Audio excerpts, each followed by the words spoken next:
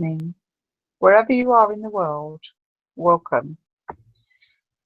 Hi, this is your forever young host, Kim, and this evening I'd like to welcome you to the show that I'm doing as part of a series to help structure and create my new book, which will be entitled Forever Young, The Advanced Guide to Anti-Aging. And as I said yesterday, I'm talking this evening about activity and why it's so important for our skin. So welcome. If you haven't listened to our other shows previously, I've been talking about how to look after our skin, how to try and keep our skin looking younger and healthier for longer. And so this is a series of shows that I've been doing each evening. And tonight, as I said, I'm going to be talking about activity. So welcome, and if you would like to listen to the other shows and haven't heard them yet, they are out there too, so you could listen to those as well on the recordings.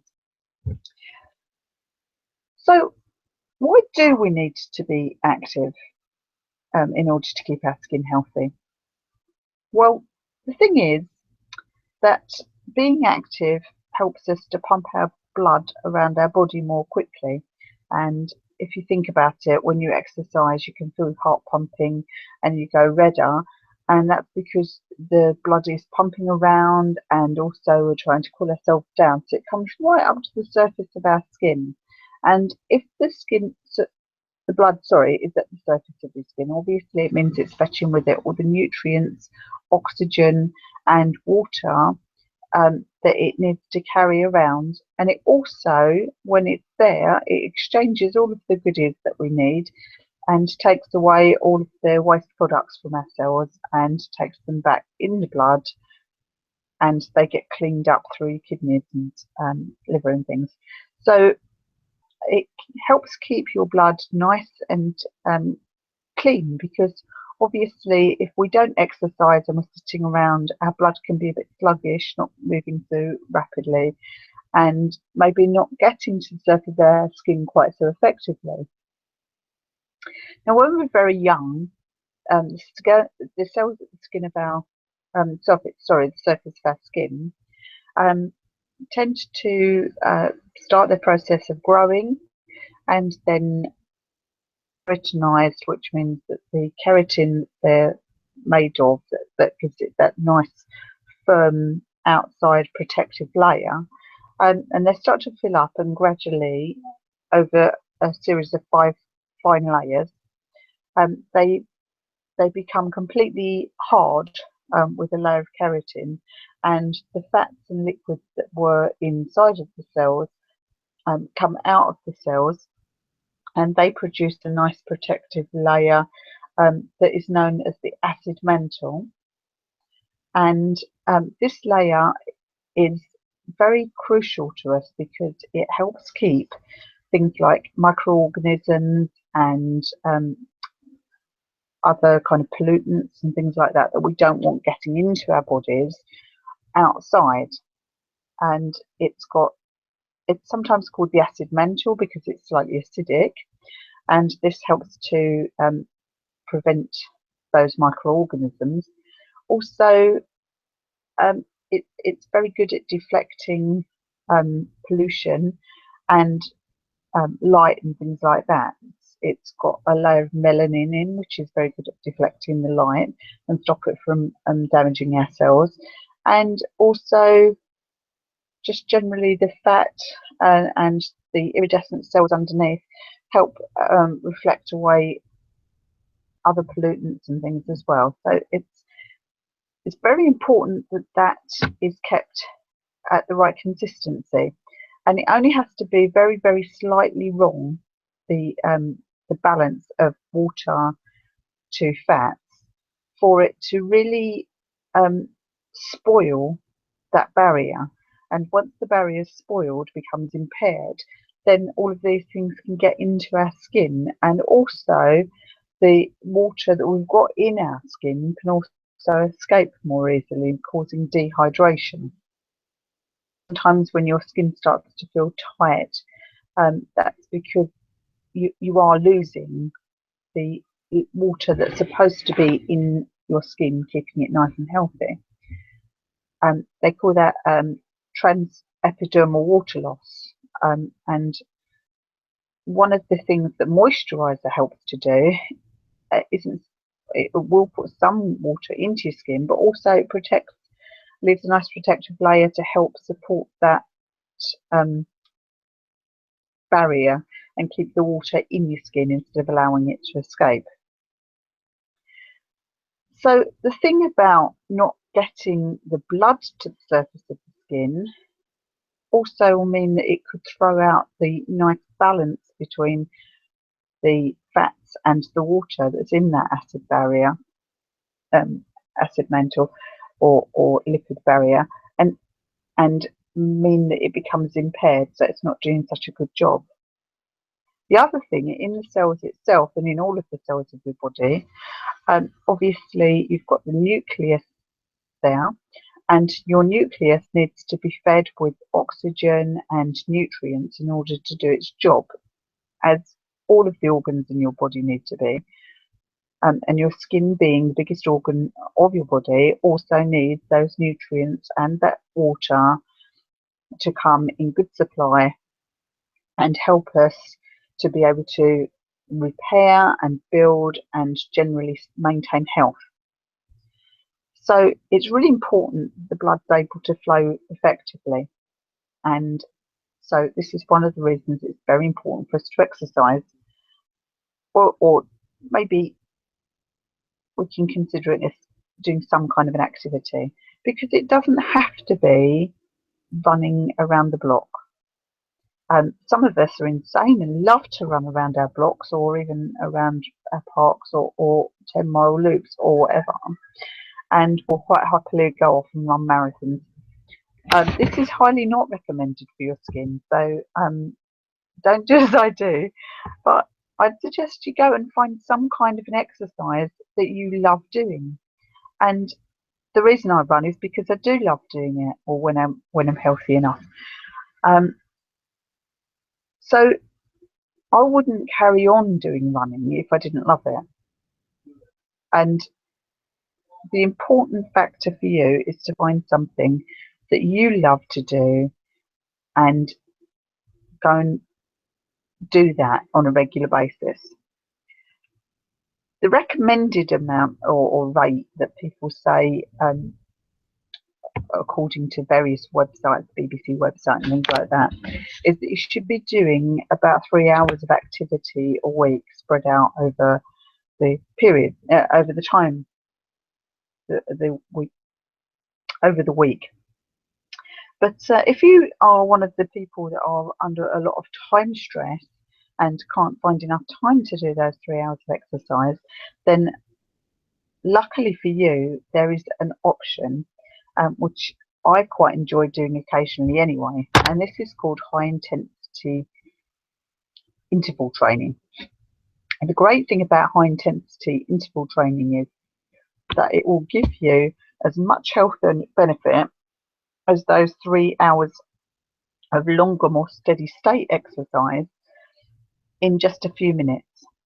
So it doesn't matter which form of exercise you do, whether it's running up and down hills, running up and down stairs, or going on a treadmill or an exercise bike, preferably not a real bike, because what you need to do is you need to be able to get into a space, warm up, which would be easy on an actual bike, but this is the important thing. You need to be able to do 30 seconds of all out as hard as you can, or as much as you can of the 30 seconds of full-on exercise. And if you're on an actual bicycle, that means that unless you're on a track somewhere, then you are hurtling along the road at full pelt without being able to really pay much attention to what you're doing. So don't do that. But running or doing that on an exercise bike or treadmill, whatever you like, will be perfect. And the important thing is that you do a good warm up, do your 30 seconds of exercise, and then you warm down for about a minute, get your breath back, and then you do it again, take about another minute, get your breath back, and do it one more time. So you only actually do 1.5 minutes of full on exercise with your warm up and warm down either side of that, and some recovery periods in between. So you could have done your exercise in 15 minutes and it could all be over. And they recommend you do that 3 times a week. And this has been shown to have really, really good health benefits.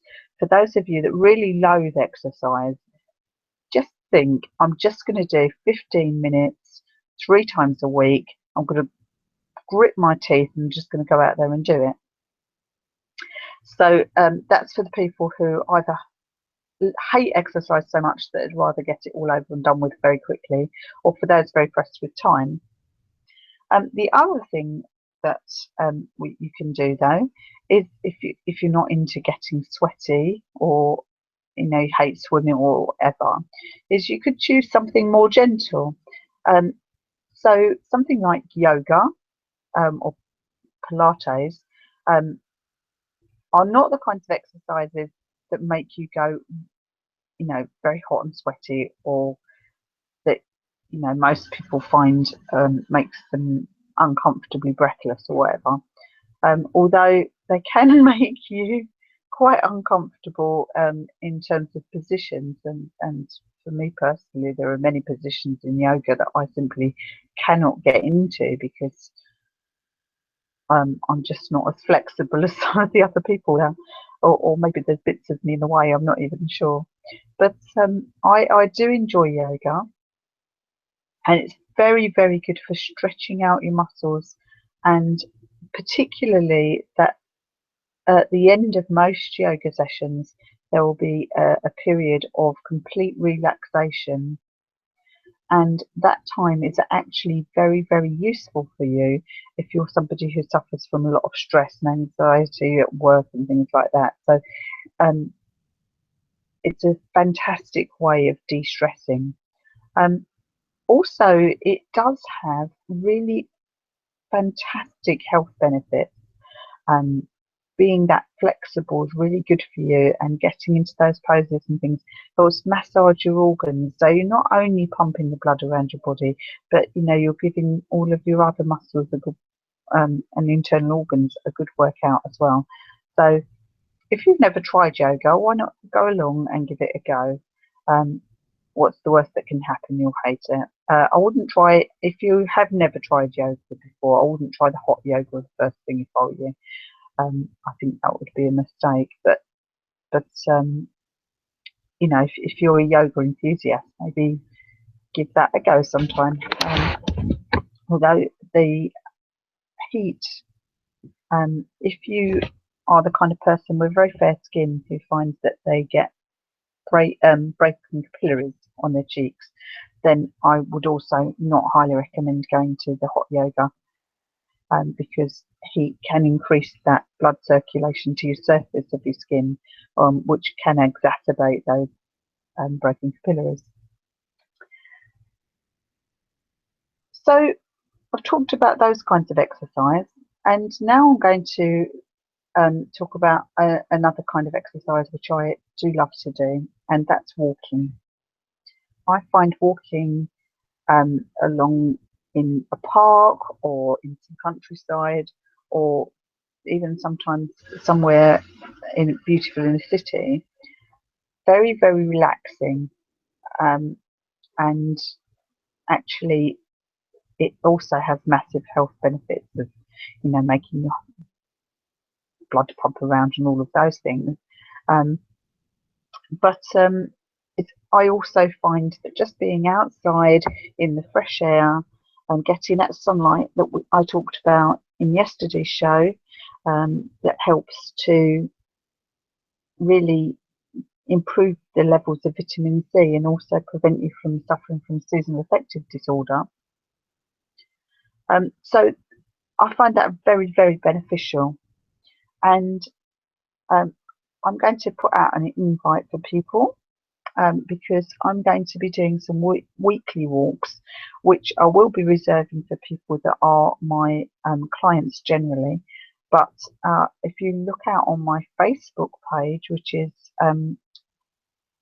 Forever Young, the book, then I'm going to be posting my next few walks on there. And if you would like to join me sometime and you are in the vicinity at the time I'm going to be there, then it would be very nice to meet you. As I say, I usually reserve those for people that are my clients, but I'm going to put out a general invitation for people if they're listening to this live the next few weeks, they could come along and join me. So that's all I can say about why you should do activities and the kinds of activities you would like to choose. If you want to go along to your local sports centre, I'm sure there'll be dozens and dozens of different things that you could potentially try. And you might look back when you were younger and think, well, I used to love doing badminton, or I used to love going dancing. And you might find that there's a class doing something like that. Or when I was talking about relaxation yesterday, I said one of the things that's really important for you to do is to try something new. So if you don't fancy any of the classes that you can see on there already, why not, that you've tried already, why not pick something that sounds completely out of your comfort zone and go and give that a go. So that's it from me about activity. Because I talked about how to combat free radical damage yesterday, which was to do with how to get nutrients into our bodies.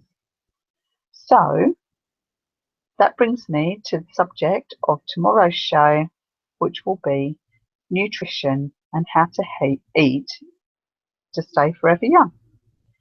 So thank you for listening if you have been, or if you've come along to join my podcast afterwards, then you are welcome.